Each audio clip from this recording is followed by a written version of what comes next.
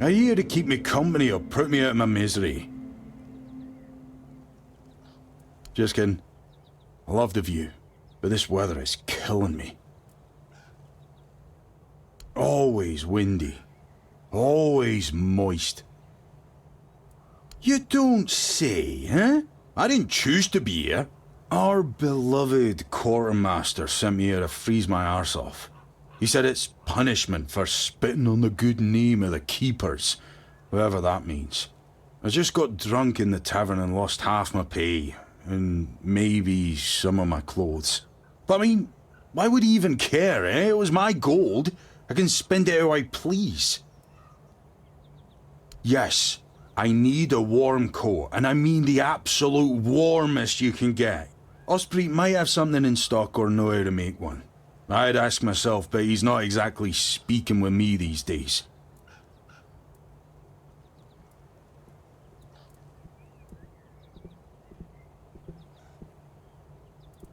Stupid. That's what I was. I may or may not have commented on our blacksmith's skill. I gave him a blade to sharpen, and when I got it back, it was still dull. Osprey swore he did his job properly. I said he's getting old, and so on and so forth, until it turned out that my mate had played a trick on me, swapped my sword with another one that was as dull as a stump.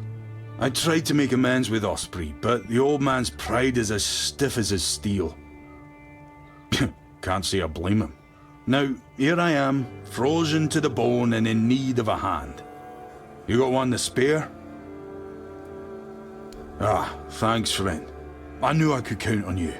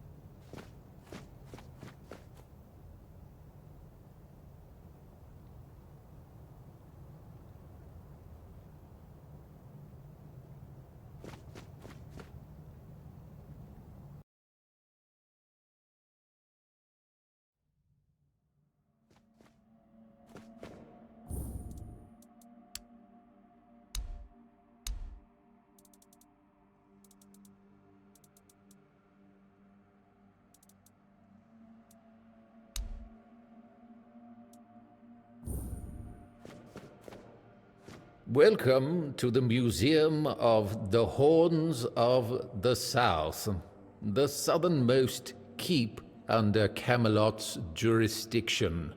My name is Ridderick, and I will be happy to introduce you to the rich history of this fascinating place. A history that began 623 years ago with the first keeper, Sewell Firstfoot.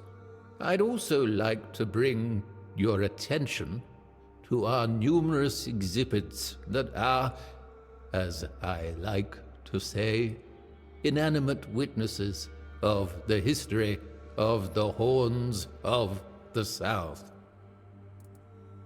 It began in the year 542.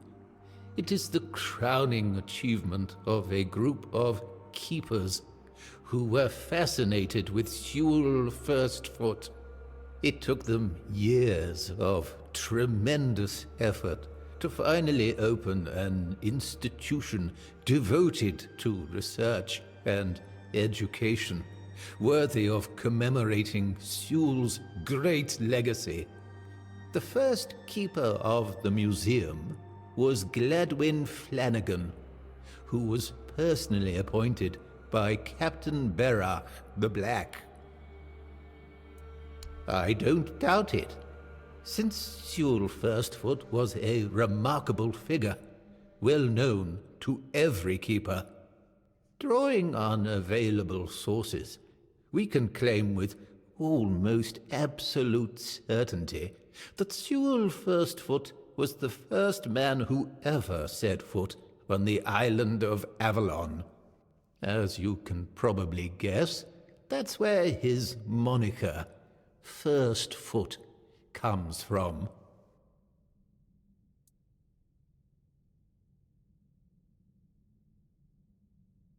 Oh, of course.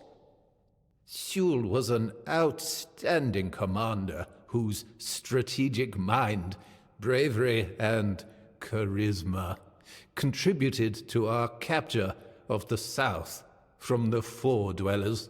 He was also the founder of the Horns of the South, so I can say with absolute conviction that if it were not for Sewell Firstfoot, we wouldn't even be standing here having this conversation.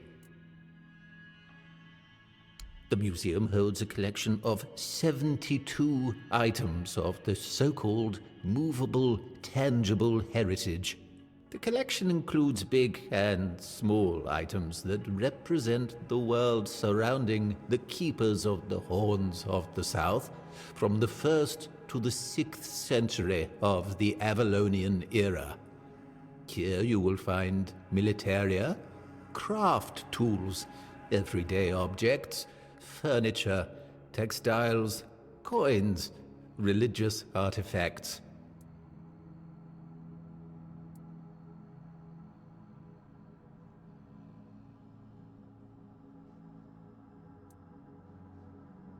I'd say all exhibits are worthy of your attention, but I could point you to the ones I personally think to be the most notable, or, subjectively of course, the most interesting.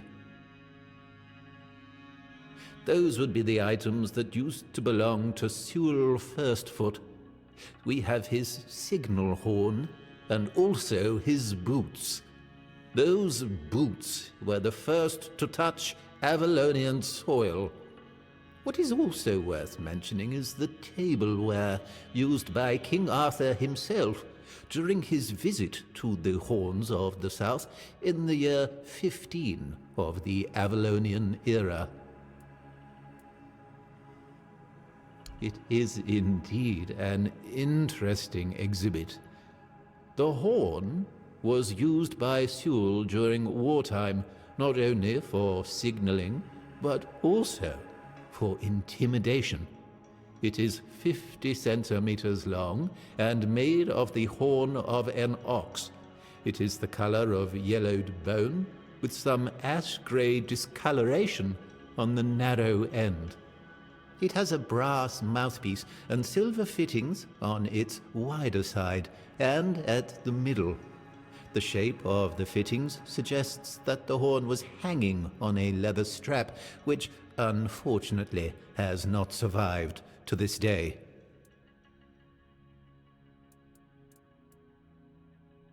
It's a memento of the visit of the legendary ruler of Avalon. Impressive, isn't it? The tableware is made of tin coated with silver. It consists of a plate, a bowl, and a chalice. The edges are decorated with the motifs of Camelot, a crown and a bear. However, those ornaments are of visibly low quality.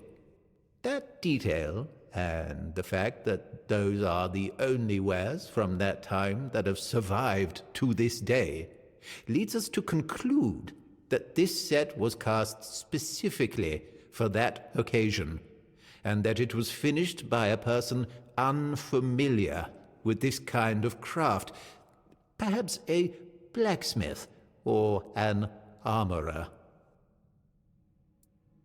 Yes, it's remarkable, isn't it? You can find them in the central display. Sewell's boots were sewn from 3 pieces of tanned calfskin, tied at the top with a leather strap. The seam goes through the middle of the instep, which is decorated with ornamental embroidery. On the outer side of each shoe, you can find a decorative brass buckle with the motif of the Camelotian bear. It is notable that even after 600 years, they are still excellently preserved, which is unusual considering the high humidity in this area. It means that even the keepers of that time must have realized the historical value of Sewell's boots, and therefore made sure to adequately preserve them. Really? Do you mean it? Thank you. That's really nice to hear. I'm not used to positive feedback. Usually people only come here when they've had too much to drink and decided that it'd be fun to come over and start mocking me, or touching the exhibits with their greasy fingers. The last person who seemed to actually be interested in the museum was Lady Elaine. We talked a bit about Captain Lex and the trip that ended tragically in the year 513. It was described in The Last Voyage of the Andraste. An interesting read, although I'd say it should be classified as fiction. Lady Elaine thought differently. Apparently she's looking for the wreck of the Andraste. Can you believe that? Definitely. Personally, I believe that people gifted with curious minds should share their observations, for there's always a chance it will result in new developments. You should find Lady Elaine in the tavern, or somewhere close to it. Good luck!